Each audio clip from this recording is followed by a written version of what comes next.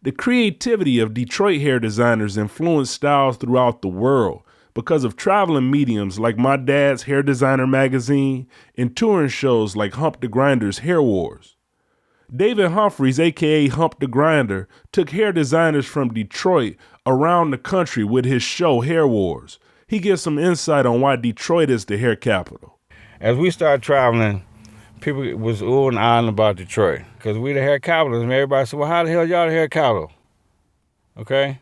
Well, you got some bad hairstyles in D.C., Baltimore area. You got some bad ones in Philly.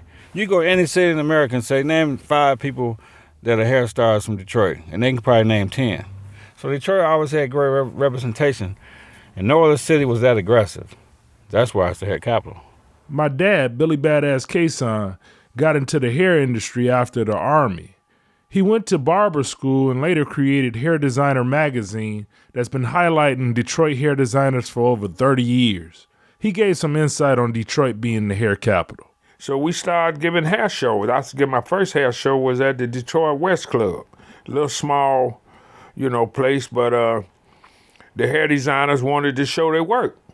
So it got bigger and bigger, and Charles Hicks and Hump the Grinder and all of them started giving it. But I started it out at the Detroit West Club in the basement.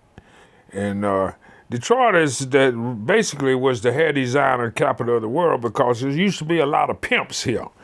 And the pimps had to have their hair done. They had to have their hair done. They had to have their nails done.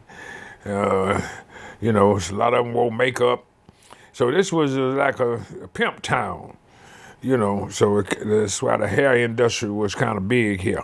I asked him what makes the hair designers from Detroit so special. Well, we did hair better than they did anywhere else, and then the hair designers was more into it. It meant something. So they started calling Detroit the hair design capital of the world, and it stuck.